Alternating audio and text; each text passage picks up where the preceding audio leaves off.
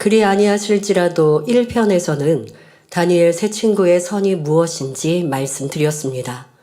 바로 어떤 조건도 없이 하나님을 믿고 사랑하기에 그 계명대로 지켜 행하였다 했지요. 하나님의 말씀, 우상에 절하지 말라 하신 명령을 지키기 위해 자신의 생명도 귀히 여기지 않았던 모습을 보았습니다. 그런데 이렇게 행하면서도 어떤 대가를 바라지 않으며 당연히 할 바라 여겼다는 것이죠. 이것이 바로 의인의 모습입니다.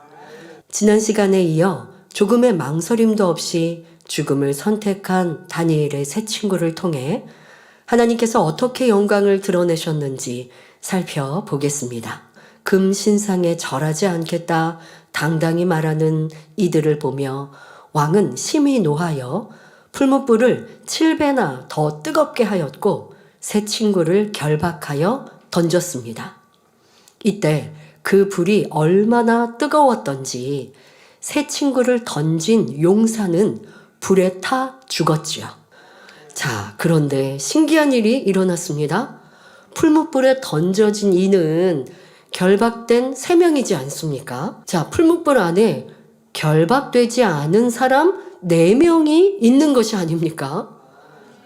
거기에 4번째 사람은 신의 아들과 같은 모양을 하고 있었습니다.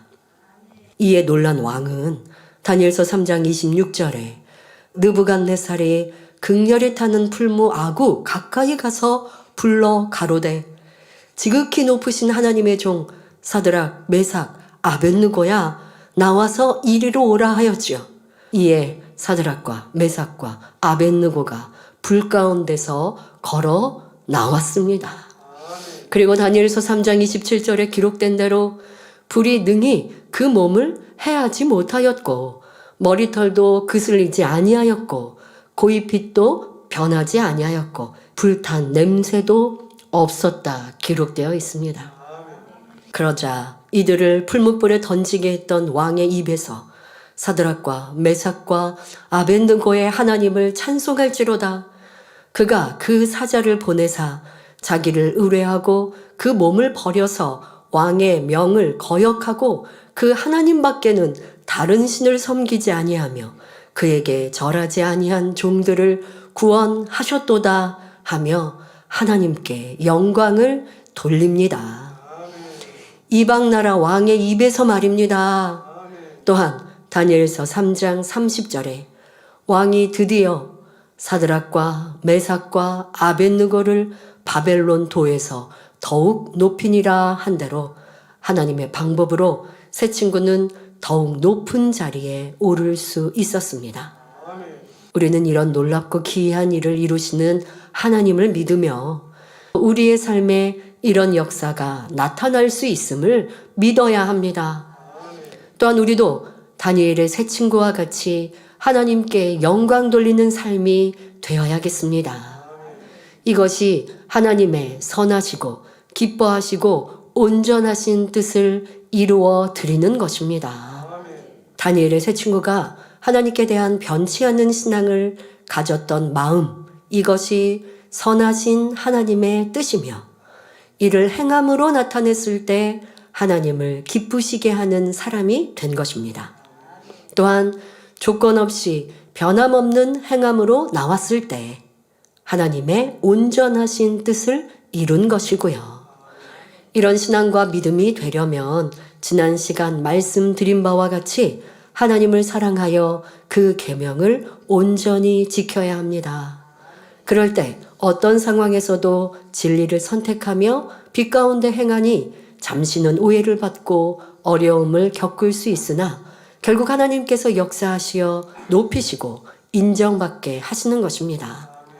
그런데 우리는 하나님 앞에 할 바를 다 하지 못하면서 하나님께서 응답해 주시지 않는다고 당장 불평하고 원망하지 않았는가 살펴보아야 합니다. 더욱이 하나님 앞에 어떤 조건을 내걸고 나오신 분들이 있다면 다시 말해 축복받기 위해 문제 해결받기 위해 이런 목적만을 가지고 나오셨거나 내가 치료받고 응답받으면 하나님을 정말 믿겠다. 열심히 신앙생활 하겠다. 이런 조건적인 마음으로 나오신 분들이 있다면 이 시간 말씀을 통해 그런 조건적인 신앙을 철저히 깨트려야 할 것입니다. 어떤 조건과 이유 때문이 아니라 마음 중심에서 하나님을 사랑하여 구원해 주심에 감사하여 신앙생활하며 마음의 소원을 간구해 나갈 때에 하나님께서는 이런 자녀의 기도에 응답 주시는 것입니다. 우리는 조건부의 신앙이 아니라 다니엘의 세 친구의 믿음과 신앙을 이루어야 합니다. 혹여 치료받기 위해 작정하여 기도하였는데 치료받지 못하고 응답받고 축복받기 위해 예물을 심으며 간구하였는데 혹여 응답이 없더라도 그리 아니하실지라도 하나님을 원망하거나 불평하는 것이 아니라 끝까지 감사하며 하나님을 믿어드리는 모습이어야 합니다. 정말 이런 중심을 가진 분들이라면 어찌 하나님께서 보고만 계시겠습니까? 가장 합당한 때 더 크고 온전하게 치료해 주시고 응답하시며 영광 돌리게 하시지 않겠습니까? 설령 여러분이 치료받지 못했다 하더라도 생명의 말씀을 통해 내가 죄인임을 깨닫고 하나님 앞에 통회자복하여 죄의 담이 헐어지고 성령받아 구원받는 역사가 있다면 그 축복만으로도 평생을 감사하며 살아야 할 것은 너무나 당연한 것입니다. 영원한 불지옥에서 고통받을 수밖에 없는 사람이 영원한 행복이 있는 천국에 가게 되었는데 설령 지금 목숨을 거두어 가신들 무엇 때문에 감사하지 못하겠습니까? 이런 마음을 가지신 분들이라면 치료받지 못할 뿐 없을 것입니다. 사업터에 문제 있는 분들도 마찬가지이지요. 내가 이 문제만 해결받을 수 있다면 신앙생활 열심히 하고 하나님 앞에도 열심히 물질로 심어야지 이런 조건부적인 생각과 신앙을 가진 분이 있다면 먼저 그 조건적인 신앙부터 바꾸어야 합니다. 앞서야 하는 것이 열심히 신앙생활하는 것. 자, 이렇게 여러분들의 마음을 결심하고 또 심은 대로 거두리라 말씀하셨으니 이 말씀에 의지하여 심어 나가면 이런 사람에게 응답이 임하게 되는 것입니다. 그러니까 순서가 바로 서야 하는 것이에요. 이 말씀을 듣고 계신 여러분 모두가 혹시 나는 하나님 앞에 이런 조건부적인 신앙을 가지고 있지는 않은가 점검하는 시간이 되어야 합니다. 내 가정을 지켜주시고 일터에 축복 주시고 기도에 응답해 주시고 이럴 때만 하나님 앞에 감사하며 충만해하지는 않았는지 되돌아 보아야 합니다. 도무지 이해되지 않는 상황과 일들이 벌어져도 조금의 불평 원망이 아니라 아버지의 선하신 뜻을 쫓아 기쁨으로 감사함으로 내 할 바를 행해 나아가는 이러한 모습이 아버지의 기뻐하시는 모습입니다. 바로 다니엘의 세 친구 이런 조건부적인 신앙이 아닌 모습이었지요. 목숨을 달라 하셔도 기꺼이 드릴 수 있는 신앙이었습니다. 자, 그러면 성경에서 이와 같은 무조건적인 사랑과 신앙을 가진 인물을 찾는다면 또 누가 있을까요? 바로 신약의 대표적인 인물인 사도 바울을 들 수 있습니다. 그는 하나님을 너무도 사랑하는 사람이었습니다. 그런데 예수님을 그리스도 구세주라 인정하지는 않았지요. 그래서 앞장서서 예수 믿는 사람들을 핍박하였습니다. 그러던 그가 다메섹 도상에서 주님의 음성을 들은 후로는 완전히 변한 것을 볼 수 있습니다.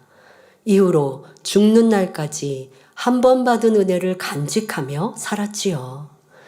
신앙을 지키는 변치 않는 중심이었던 것입니다.